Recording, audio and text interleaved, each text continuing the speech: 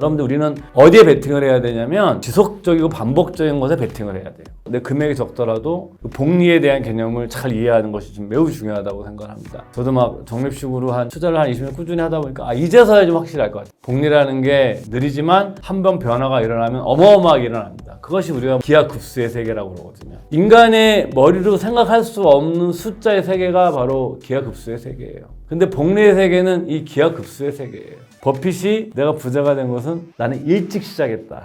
일찍 오랫동안 투자했다. 복리로 오랫동안 굴렸다는 거예요.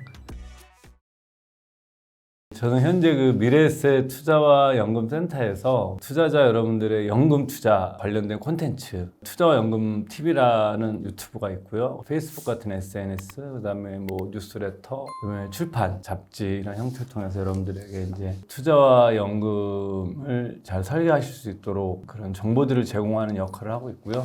또 한 가지는 이제 교육도 좀 하고 있습니다. 그리고 개인적으로는 이제 원래는 이제 기자 생활을 하다가 미래에셋 쪽에 와가지고 여러분들하고 같이 이제 계속 투자와 연금에 관한 아이디어도 공유하고 여러분들께서도 좀 저희도 필요한 게 있으시면 많이 주시면 저도 성심성의껏 답변하도록 하겠습니다. 네. 직장인들이 평균 월급이 300만 원 정도 되잖아요. 월급을 한 푼도 안 쓰고 10년을 모아도 부자는커녕 서울에 내 집 하나 사기도 어려운 게 현실이잖아요. 월급쟁이들이 부자가 되려면 어떻게 해야 될까요? 저는 일단은 이런 질문을 받을 때마다 현실적으로 우리가 단순 계산하면 어렵죠. 그거 누가 계산하더라도 집값이 이렇게 많이 올랐고, 그래서 제가 읽었던 책 중에 자산 계급, 사실은 과거에는 대기업을 다니면 대기업 부장이다 그러면 사실은 비슷한 수준이었어요, 삶이. 재산도 비슷했고. 근데 지금은 그렇지가 않아요. 대리가 훨씬 부자인 경우도 많아요. 어디에 집을 갖고 있느냐에 따라서. 그렇지 않습니까? 이렇게 한 사람의 그 사회적 지위를 나타내는 징표가 기업의 승진의 사다리나 이런 거에서 지금 이제 자산으로 옮겨가고 있다라는 해서 호주의 사회학자들이 쓴 표현이 어셋 클래스라는 표현을 썼는데 상당히 저는 공감하면서 그 책을 읽었던 기억이 납니다. 이런 시대에서 우리가 이제 있기 때문에 많은 분들이 이제 월급만 생각하면 되게 어렵죠. 그래서 저는 이럴 때일수록 여러분들이 좀 들으시기에 답답하실 수 있겠지만 좀 기본적인 우리가 관점을 한번 생각해 보실 필요가 있는 것 같아요. 기본적인 것. 첫 번째는 뭐냐면 월급쟁이가 자산을 불려나가는 메커니즘이 어떻게 되어 있느냐. 저도 월급쟁이 생활을 하지만 그 월급쟁이는 급여생활자는 자기의 노동력을 제공하고 그 대가로 이제 매월 일정 정도의 급여, 현금 흐름을 받는 거예요. 그러면 이제 이 현금 흐름을 받은 돈을 가지고 다 써버리면 꽝이 되는 거고, 여기 들어온 돈을 가지고 이 중에 얼마를 떼어내서 소위 말해서 내가 투자 자산으로 이전시켜 놔야 되는 거예요. 그게 주식이 됐든 부동산이 됐든 예금이 됐든 좋습니다. 그러니까 즉 근로소득으로 발생한 그 현금 흐름을 투자 자산 쪽으로 계속 얼마나 빨리 많이 해놓느냐가 중요한 거예요. 시간이 흘러가면서 내 삶에서 근로소득이 차지하는 영향력보다 이 투자 자산이 미치는 영향력이 더 커지면 그때부터 이걸 부자라고 하는 거예요. 그러니까 내가 예를 들어서 월급 안 받고 내가 투자해놓으면 갖고 먹고 살 수 있는 상태가 되면 그게 부자인 거예요. 우리가 이제 사회적으로 이것은 이제 절대적인 것이고 상대적으로는 얼마가 있어야 되냐 이렇게 하잖아요. 은행 같은 데서 이제 부자들은 한국에서 한 50억 있어야 부자가 되더라 이렇게 하지만 사실은 더 중요한 거는 내가 가지고 있는 투자 자산만으로도 내 삶을 영위할 수 있으면 그 이상은 저는 다 부자라고 생각을 해요. 그래서 여러분들이 먼저 고민하셔야 되는 거는 내가 급여생활자라고 그러면 내 급여에서 얼마나 매월 투자 자산으로 이전시키는 금액이 얼마나 되느냐. 이거에 대한 자기 질문이 필요해요. 그래서 내가 근데 월급 500만 원 받았는데 한 달 500만 원 쓰면 그거는 투자를 할 수가 없죠. 그런 분들이 쓸 수 있는 투자는 두 가지가 있죠. 레버리지거나 부모가 돈이 많아서 돈을 받거나. 둘 중에 하나밖에 없습니다. 근데 부모가 돈 주는 거 내 마음대로 할 수 있는 거 아니고 이런 사람이 레버리지에서 잘 될까? 저는 그건 좀 회의적이거든요. 그래서 여러분들께서 먼저 이 근로소득과 투자 자산의 이 상관관계를 너무 당연한 얘기지만 이걸 굉장히 잘 이해해야 되고, 그래서 당연히 내가 그런 미천이 없는 사람들은 참 너무너무 답답한 얘기라고 저한테 하실 수 있겠지만 이건 30년이든 40년 전이든 막말로 100년 전이든 변하지 않습니다. 이거는. 그리고 저 앞으로도 변할까? 그렇게 변할 것 같지 않아요. 내가 번 것보단 덜 써야 돼요. 그 1800년대 미국에 이제 초기 자본주의 시대에 이제 엄청난 부를 일궜던 앤드류 카네기 강철왕이죠. US 스틸을 만들었던 인물인데 이 사람이 자서전에 한 유명한 얘기가 있죠. 백만장자의 표식, 특징이 뭔지 아느냐. 그들은 가난했을 때나 부자였을 때나 항상 번 것보다 덜 쓴다. 이거는 뭐 여러분들이 바꿀 수 없는 공식이에요. 이건 여러분들이 하시냐 하지 말아야 되냐만 남은 거고. 근데 아까 근데 내가 월급을 다 쓴다. 이거는 가치관에 관한 문제예요. 제가 보기에는. 그 사람의 생활 습관이나 가치관에 관한 문제지. 나는 미래 몰라. 나는 이렇게 뭐 살기 어려운 시대에 굳이 내가 그럴 필요 있겠어? 나는 뭐 좋은 차도 탈 거고 내 삶을 좀 즐길 거야. 그리고 나 뭐 결혼도 안 할 거야. 뭐 그렇게 생각하면 그건 그 사람의 가치관이기 때문에 제가 드릴 수 있는 말씀은 다른 영역인 거고. 그러니까 이제 원론적으로 얘기를 하면 글로스과 투자 자산은 그런 관계에 있다라는 거. 두 번째로는 이것도 뭐 당연히 다 아시는 얘기라고 생각하는데 내 재산의 크기를 결정하는 변수가 무엇인가를 우리가 좀 알고 생각하고 살아야 돼요. 의사결정을 할 때. 보통 내 재산의 크기를 장기적으로 결정하는 것은 세 가지 변수의 합입니다. 하나는 뭐냐면은 수익률이 계속 높으면은 내 자산이 커지겠죠. 두 번째가 투자 기간이 길어져도 내 자산을 불릴 수 있는 기회가 많아지겠죠. 세 번째, 금액이 크면 당연히 많아지겠죠. 그래서 여러분들 뭐냐면은 10억을 가진 사람과 100만 원 가진 사람은 금리 1%를 대하는 태도가 달라요. 그러니까 10억을 가진 사람들은 금리 1%도 꽤 괜찮은 돈이기 때문에 돈 1,000만 원 되나요? 그러니까 이 사람들은 뭐냐면은 오히려 굉장히 안정적이고 리스크 관리를 더 많이 해요. 투자할 때 당연한 거거든요. 근데 100만 원 있는 사람들은 내가 1% 따봤자 아무런 자기 삶의 의미가 없기 때문에 경제적 의미가 없기 때문에 오히려 이런 사람들이 공격적으로 투자를 해요. 아이러니한 거거든요, 이게. 오히려 많은 사람들은 돈이 많은 사람도 1, 2억 깨먹어도 사는데 아무 지장 없기 때문에 1, 2억을 공격적으로 해도 되고 100만 원밖에 없는 사람은 이 100만 원이 깨지면 내 현재 현금이 하나도 없기 때문에 더 신중해야 되는 게 우리가 논리적으로는 맞는데 인간 행동은 그렇지 않은 거예요. 그러니까 금리에 대한 민감도가 완전 달라지거든요. 자기 돈에 대해서.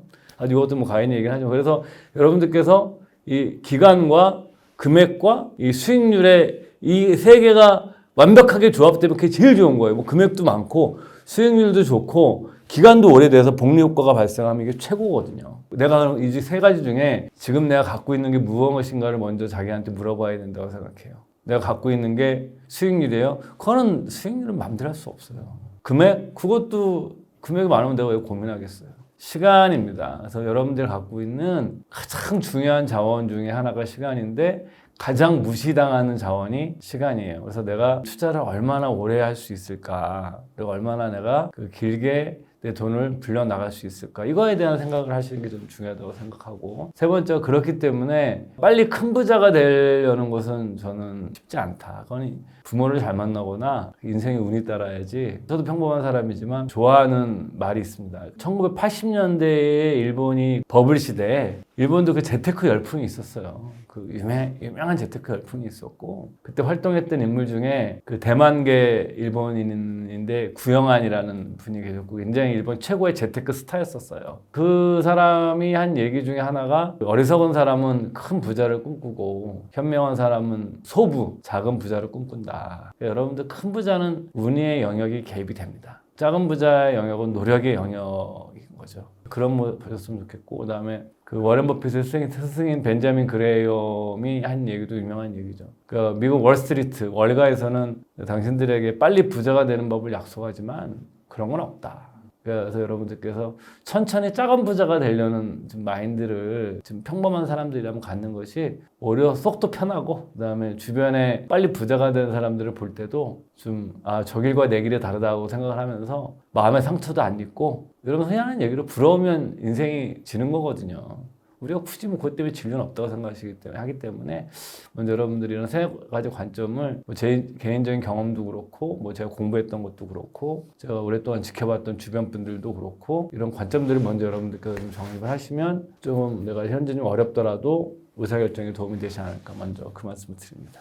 하지만 이렇게 작은 월급을 모아서 큰 돈을 만들기 위해서 꼭 알아야 할 것들이 있을까요?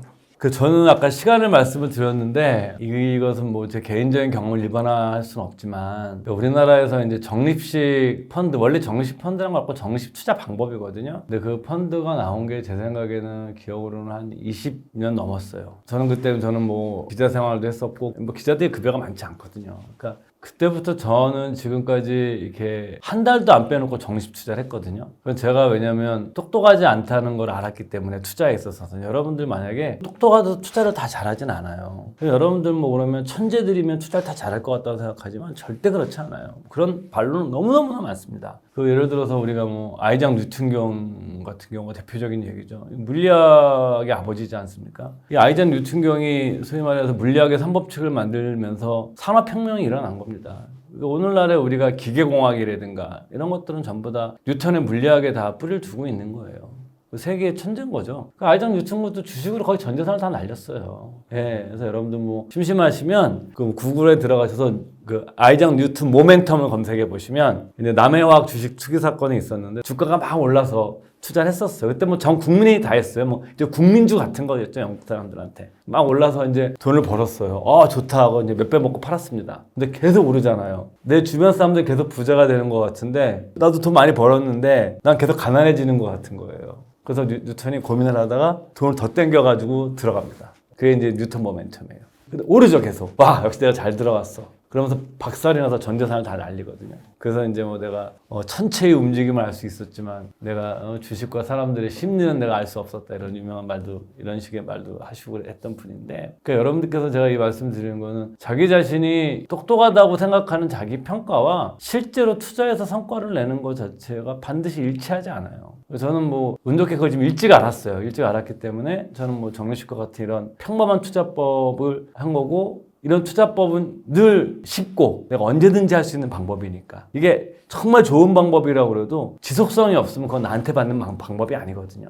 또 가인 얘기긴 하지만 운과 실력을 구분하는 가장 확실한 방법은요, 지속성과 반복성에 있는 거예요. 반복할 수 있는 게 내 실력인 거지 반복이 안 되는 건 다 운이라고 보시면 돼요. 심플하게. 뭐 여러 가지 기준이 있지만 제가 보기엔 투자 쪽에서 우리가 볼 수 있는 기준은 그거예요. 내가 반복적으로 좀 깨먹을 땐 깨먹더라도 반복적으로 계속 꾸준히 수익을 내는 건 실력인 거고, 왕창 벌었다가 와 부자가 된 것 같은데 박살나고 그 다음에 회복이 안 되는 거는 이거 그때는 실력이 아니라 운이었던 거예요. 반복이 안 되고 있기 때문에 지속적이지도 않고. 그래서 여러분들 우리는 어디에 베팅을 해야 되냐면 이 지속적이고 반복적인 것에 베팅을 해야 돼요. 그러려고 그러면 우리가 이제 투자해서 내 금액이 적더라도 그 복리에 대한 개념을 잘 이해하는 것이 좀 매우 중요하다고 생각합니다. 저도 복리에 대한 개념을 알고는 있었지만 저도 막 적립식으로 한 20년 넘게 하면서 투자를 한 20년 꾸준히 하다 보니까 이제서야 좀 확실히 알 것 같아요. 이게 복리라는 게 1년, 3년, 5년 이걸 해서는 되는 것이 아니라 최소한 10년이 넘어가고 20년이 넘어가고 이럴 때 정말 어떤 변화가 느껴지기 시작을 해요.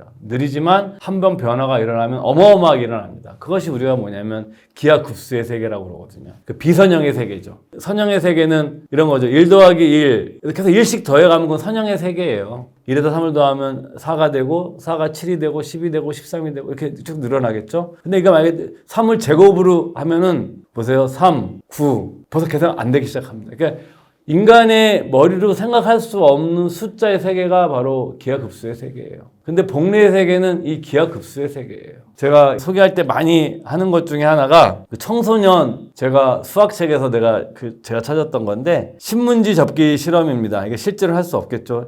두께가 0.2mm인 신문지를 반으로 접는 건데 한 번 접으면 0.2mm니까 0.4mm가 되겠죠. 두 번 접으면 0.8mm가 되겠죠. 이런 식으로 50번만 접으면 신문지의 두께가 얼마가 될까? 인간의 뇌 용량으로는 측정이 안 되는 숫자예요. 이때 50번까지는 내가 50번이나 숫자는 내가 뇌 용량에서 가늠이 되는데 50번을 접었을 때의 숫자는 보통 사람들인 0.2mm에서 50번 답변하라고 그러면 거의 다 틀려요. 왜? 인간의 뇌에서 생각할 수 있는 숫자가 아니기 때문에. 이게 뭐냐면 그 2억 2,518만 킬로미터입니다. 이게 0.2mm인 신문을 50번을 접으면 얘는 지구와 태양 간의 거리보다도 먼 거리라고 그러거든요. 뭐 이런 얘기를 하면 사람들이 뭐 복리가 알겠는데 그게 내 돈과 상관이 있을 거라 생각하지만 실제로 이건 상관이 있어요. 특히 나이가 어리신 분들이 갖고 있는 가장 강력한 자산은 이 시간이에요. 시간과 복리예요. 그래서 이제 워렌 버핏이 약간 워렌 버핏을 인용하지만 그 워렌 버핏대로 할 수는 없어요. 근데 워렌 버핏이 지금 90세가 넘어서 8살 때부터 해서 80년간을 한 분야에서 여러분들 최고를 한 사람이 하는 조언은 여러분들 그처럼 우리 할 수는 없지만 그 조언은 들어서 내가 내 삶에 적용하고 흉내내려고 노력을 해봐야 돼요. 그 버핏이 이제 한 얘기가 겁니다. 내가 부자가 된 이유는 그게 뭐냐? 두 가지예요. 두 가지 다. 하나는 나는 난소로또. 그러니까 이제 어머니와 아버지를 잘 만난 거죠. 그 사실은 한 인간이 태어나는 거는 어마어마한 확률인 거예요. 뭐 정자와 난자가 만나는 것부터, 그죠? 만들어지는 유전자들이 결합되면서 엄마 아빠 유전자를 받아서 태어나는 이 순간으로도 확률적으로 어마어마한 숫자죠. 그러니까 버핏은 그런데 나는 1920년대에 태어났는데 20년대 그것도 나는 백인 부모 밑에서 버핏이 같이 미국이라는 나라에 태어났지만 흑인 부모였었으면 확률이 엄청 줄었을 겁니다. 본인이 한 얘기예요. 그리고 나는 훌륭한 아버지 부모를 만났고 왜? 아버지가 국회의원까지 한 사람이고 상원의원 아버지가 증권 중개사를 했기 때문에 버핏이 일찍 주식에 눈을 떴던 거거든요. 그리고 자기는 최고의 교육을 받았고 버핏은 학부는 네브라스카 대학이지만 훨씬 더 좋은 학사 다 됐던 사람이에요. 자기가 이제 고향에 와서 공부하고 싶어서 네브라스카는 너무 고향을 좋아해서 온 거지. 나중에 또 컬럼비아 대학 나왔고 대학원도. 그 다음에 당대 최고의 스승을 만났고 가치투자의 창시자인 벤자민 그레이엄을 만났고 자기는 이것이 자기의 능력이 아니라는 걸 아는 사람이에요. 이건 다 운이죠. 근데 자기가 부자가 된 건 뭐냐? 나는 일찍 시작했다. 일찍 오랫동안 투자했다. 복리로 오랫동안 굴렸다는 거예요. 그래서 버핏이 자기 자서전 제목을 스노우볼이라고 지은 겁니다. 여러분들께서도 그래서 복리에 대한 개념을 정말 잘 이해를 하시고 지금 현재 작더라도 작은 눈덩이가 굴러가면서 큰 눈덩이가 될 수 있거든요. 그래서 여러분들께서 저는 뭐 자주 하는 말 중에 하나가 평범한 사람들이 가져야 될 신앙이 있는데 투자해서 복리교 신도가 돼야 된다. 복리를 믿는 사람과 믿지 않는 사람은 엄청난 차이를 만들어내고 이 복리는 단순하게 투자에만 미치는 것이 아니라 인간의 지식도 마찬가지입니다. 인간의 능력이라는 것도 그렇게 막 계단식으로 상승하는 게 아니에요. 내가 막 공부를 막 몇 년 동안 열심히 해도 그게 내가 내일 당장 뭐 6개월 뒤에 당장 내 실력이 어마어마하게 느는 게 아니에요. 계속 내가 노력을 해도 안 늘다가 갑자기 확 좋아져요. 요 구간을 내가 버텨내지 못하면 비선형의 세계가 만들어내는 복리 축복을 나는 받을 수가 없는 거거든요. 그래서 이 복리를 이해하는 사람들이 정말 중요하게 생각하는 게 인내심 같은 겁니다. 버티는 거. 그래서 여러분들 한번 모든 책을 읽어보세요. 세계적인 인류 투자가들의 모든 책을 읽어보더라도 인내심을 얘기하지 않는 투자자가 있으면 저한테 소개 좀 시켜주세요. 그들은 다 복리를 믿기 때문에 그런 겁니다. 오랫동안 재테크 기자 생활 하시면서 많은 부자들 만나신 걸로 알고 있습니다. 부자들의 특징은 어떤 것들이 있을까요? 그죠. 이런 것도 좀 많이 물어보고 이번에도 모 은행에서 뭐 50억 이상 부자들의 그 하루의 생활 패턴 이런 것이 기사가 돼 화제가 된 적이 있었는데 뭐 그분들은 이제 뭐 아침에 일어나면 신문도 열심히 보시고 뭐 이렇게 나오더라고요. 뭐 근데 제가 본 거랑 거의 비슷한 것 같아요. 근데 저는 여러분들에게 드리고 싶은 말씀은 이거는 어찌 보면은 뭐 돈을 잘 버는 어떤 테크닉적인 것보다도 제가 느꼈던 제가 도움을 받았던 그런 내용을 좀 말씀드리는 게 나을 것 같아요. 첫 번째는 뭐 공부하는 자세입니다. 이건 정말 중요한 거죠. 우리가 투자는 성공할 수도 있고 실패할 수도 있고 우리가 매번 이길 수는 없어요. 매번 이길 수는 없지만 우리가 중요한 건 이런 모든 과정을 배움과 학습의 과정으로 내가 생각하느냐 단순하게 내가 그냥 결과만 추정하느냐는 그 향후에 큰 차이를 만들어낸다. 그래서 워렌 버핏을 두고 얼마 전에 작고한 그 찰리 먼거 부회장께서 하신 말씀은 버핏의 가장 큰 성공을 가져 설명할 수 있는 가장 큰 거는 그 버핏이 학습 기계라는 데 있다라는 표현을 쓴 적이 있었는데 버핏은 지금도 하루에 6시간 내지 7시간 매일 읽는데요. 그러니까 버핏처럼 할 수 없다라는 게 8살 때 시작을 했고 고등학교 때 이미 임대사업을 했던 사람이에요. 중고등학교 때 이미 사업을 했던 사람이고 그래서 대학교 때 교수들이 얘기하는 경영학 수업이 시시했던 사람이에요. 다 해봐가지고 그렇게 될 수는 없죠 저희가. 그렇지만 버핏의 그런 엄청난 성공 뒤에 중요한 거를 가장 지근거리에서 봤던 사람이 표현이 학습 기계라면 그거는 공통적인 거라는 거죠. 우리도 그렇게 좀 공부하는 자세, 학습하는 자세 이것이 꼭 투자가 아니더라도 되게 중요한 것 같고 두 번째는 남 탓을 하면 안 된다. 뭐 상황 탓, 남 탓. 제일 찌질한 것은 부모 탓 하는 거고요. 뭐 하시는 분도 있죠. 뭐 정말 이렇게 탓을 해야 되는 상황도 있으신 분도 있을 거예요. 뭐 부모가 너무 강압적으로 키웠다거나 아니면 아동 학대를 했다거나 뭐 이런 거는 사실 부모 탓을 해야죠. 엄청난 삶에 흉터를 남기는 일들이기 때문에 그런데 그렇지 않았다고 가정을 하면 여러분들은 뭐 제 생각에 탓을 하는 습관은 굉장히 안 좋다. 불리하다. 부자가 되는데. 책임감 있는 태도가 되게 중요하다. 왜냐면 투자는 책임지는 거거든요. 그 결과를 내가. 그래서 하셔야 되는 거고. 세 번째, 인맥도 중요해요. 뭐 인맥이 뭐 정보롭게 해서 인맥이라는 것도 있지만 저는 더 중요한 건 어떤 다양한 시각을 얻으려는 그런 쪽에서 인맥인 것 같아요. 투자라는 것 자체는 여러 사람들의 얘기를 듣고 찾고 거기서 이제 자기의 생각을 가다듬을 수 있는 계기로 되고 또 그렇게 도움을 받은 거에 대해서는 확실히 보상을 하죠. 이 사람들은 밥을 사거나 술을 사거나. 또 재미난 게 그런 거 참 기자 생활하면서 신기했던 경험이 그런 건가. 어떤 사람은 그렇게 같이 얘기해서 듣고서 해서 그러면 자기가 잘한 거를 막 얘기를 하고 다녀요. 근데 어떤 사람은 고마웠다고 그래요. 정말 10년 지나고 나서 보면 둘의 재산 차이는 어마어마하게 벌어져요. 그런 거 많이 봤어요. 100%는 아니죠. 그치, 잘난 척 하는 사람은 그 다음에 얘기해주고 싶지 않을 것 같아요, 저도. 자기가 올라온 위치를 자기의 노력만으로 설명하는 사람은 저는 의심해요. 그런 건 불가능하거든요.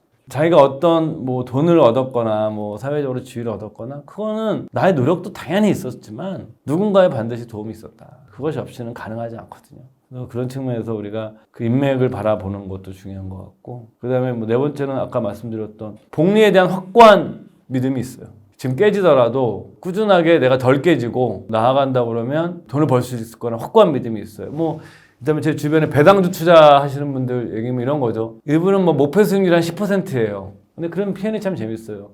근데 배당을 5% 받으면 게임을 할 때 절반은 내가 이기고 들어가고 있는데 그 왜 승률이 확 올라간다. 내가 만약에 목표 수익률 30%면 배당 5% 받는 게 30% 수익에 큰 영향을 못 미치지만 내 목표 수익률이 10%인데 자기 10%인데 내가 5를 먹고 들어가면 난 5만 따면 되기 때문에 굉장히 게임의 룰이 쉬워진다. 그러니까 이걸 잘 이해 못한다 사람들이. 이렇게 되면 시간이 흘러가면서 무조건 이기게 돼 있다.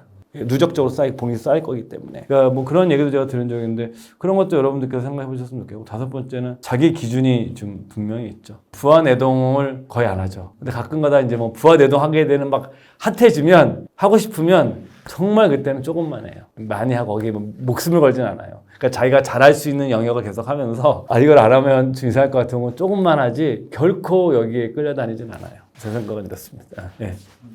세계적인 부자 워렌 버핏 또한 복리의 중요성을 이야기를 하잖아요. 이런 복리의 혜택을 온전히 받아서 세계적인 부자가 될 수 있었던 이유라면 무엇이 있을까요? 그러니까 사실은 이 버핏이 너무너무 뛰어나기 때문에 얘기하는 거지 아까도 늘 말씀드리지만 우리 버핏처럼 할 수는 없어요. 그러니까 딱 우리가 저도 버핏 책 읽고 너무 좋아하고 그러지만 버핏처럼 똑같이 할 수 있다고 생각은 저는 전혀 할 수 있으면 제가 이렇게 살고 있겠어요. 더 이미 엄청난 부자가 돼 있을 거니까 여러분들. 근데 우리가 이런 거잖아요. 그렇게 큰 성공 사례를 우리가 보면서 그 성공에 있는 우리가 비밀을 추출을 해서 거기서 비결을 추출을 해서 그거를 소박한 형태로 아마 내 삶에 적용시키려는 게 우리가 할 수 있는 일이거든요. 그래서 이제 버핏에 관한 복리 얘기는 그 베스트셀러가 됐던 모건 하우젤의 돈의 심리학에 소개된 내용이 이제 유명하죠. 이게 버핏의 연평균 수익률이 한 22% 정도 되는데 이 수익률만 놓고 보면 버핏이 최고가 아니라는 거죠. 최근에는 이제 수익률이 좀 별로긴 하지만 그 금융공학을 이용한 그 헤지펀드 중에 르네상스 테크놀로지 제임스 사이먼스라고 엄청 유명하죠. 이게 88년 이래로 연평균 수익률이 한 66% 정도였었습니다. 근데 여기에 물론 근데 성과보수도 가져가 수수료가 되게 비싸요. 이 펀드가 사모펀드이기 때문에. 근데 이제 버핏은 22%고 그 사이먼스는 이제 88년도 이래로 한 연평균 60%가 넘는데 버핏이 더 부자인 거예요. 왜냐면 버핏이 사이먼스보다 투자한 기간이 훨씬 길기 때문에 그래요. 버핏은 8살, 10살도 안 됐던 나이에 그 주식 투자를 시작한 사람입니다. 왜 지금 이제 93세신가? 94세인가 그러니까 80 몇 년 동안 주식을 계속 한 거예요. 그러니까 그 생각을 해보셔야 돼요. 그래서 이 버핏이 자기가 이제 부자가 됐던 이유를 제가 아까 설명드릴 때 그 난소로또와 복리 얘기했는데 이 얘기를 또 하는 적이 있습니다. 제가 굉장히 좋아하는 미국의 칼럼니스트 중에 제이슨 치바이크라는 칼럼니스트하고 이제 인터뷰를 해서 한 얘기인데 나는 내가 무드셀라 그러니까 성경에 나오는 인물로 가장 오래 산 인물이죠. 969세인가 살았나?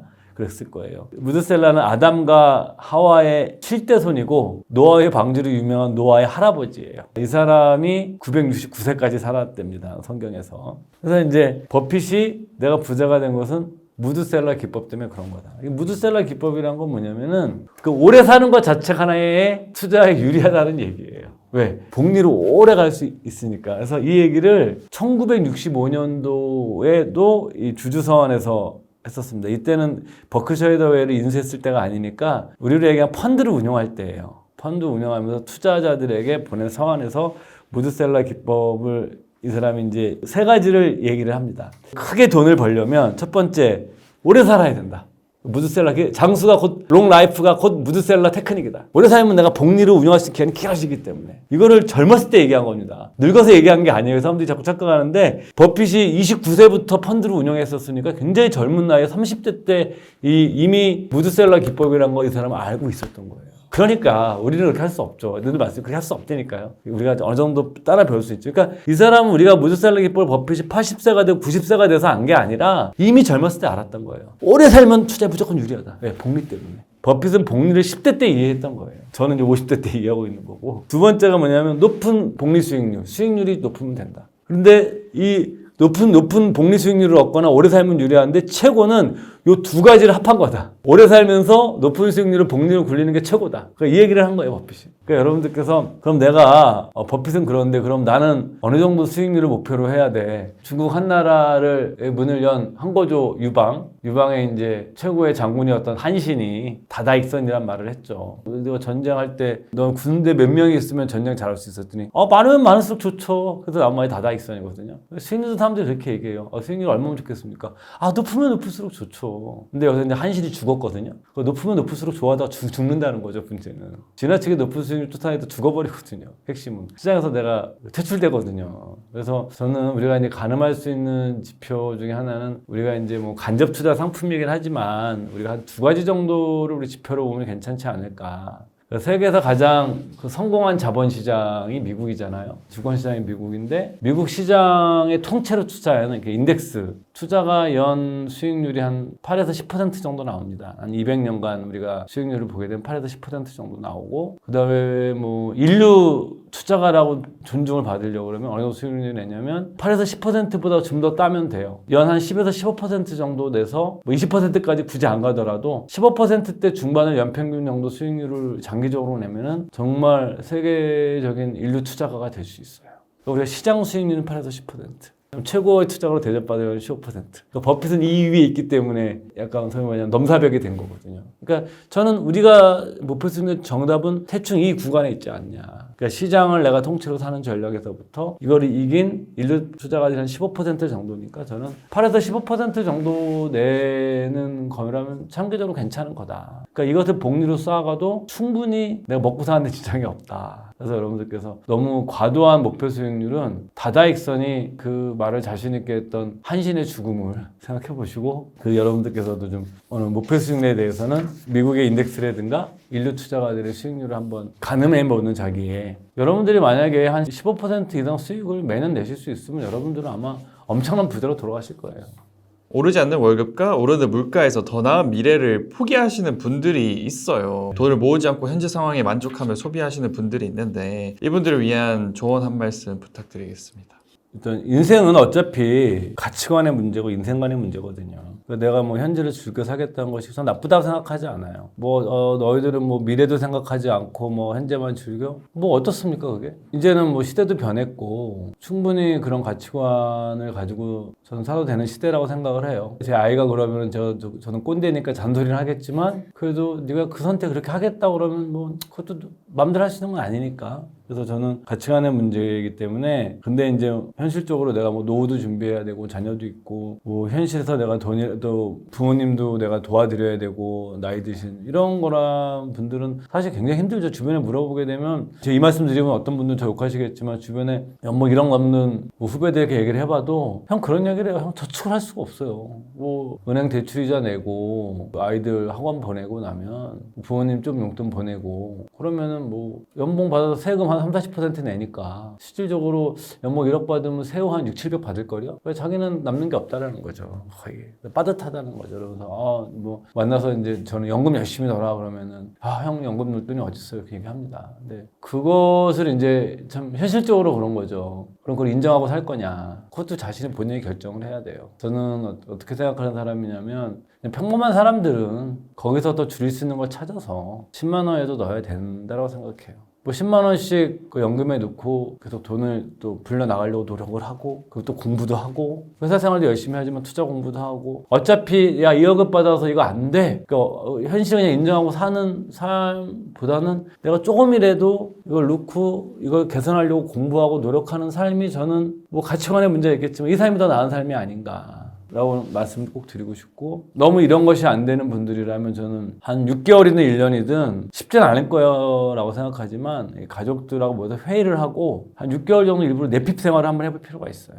가난하게 사는 연습을 한번 해보고, 해외여행도 가지 말고 한 1년 정도, 휴가도 가지 말고, 그러면서 1년 정도 좀 아껴 써보면서 가족들이 그런 생활의 훈련을 해보는 것도 저는 필요한 것 같아요. 현재 생활을 너무 고정태로 바라보는 것이 과연 내 삶에 더 도움이 된다면 모르겠지만, 내 삶을 현재 이 고정된 형태로 바라보는 것이 불안하시다는 분들은 우리가 뭐 다이어트 하듯이 이렇게 인위적인 그런 거를 해서 자극을 받아보는 것도 나쁜 방법이 아니다라는 또 말씀드리고 싶고, 또 마지막으로 드린 말씀은 저한테도 하는 얘기예요. 이런 얘기는 사실은 어줍잖게 이런 기회가 생겨서 이런 일을 하다 보니까 제가 이런 걸 하고 있지만, 인간이 불행해지는 가장 확실한 방법은 자꾸 남하고 비교하는 겁니다. 근데 인간은 비교하지는 않을 수는 없어요. 인간은 뭐 소규모 공동체에서 그 원시시대부터 진화해온 존재이기 때문에 이 주변 사람들과 비교를 안 하고 살 수는 없어요. 그렇지만 비교가 내 삶에 들어와서 내 판단의 기준이 되거나, 아니면 그 비교로 인해서 나의 행동이 어떻게 강요가 당하면, 그 유명한 얘기처럼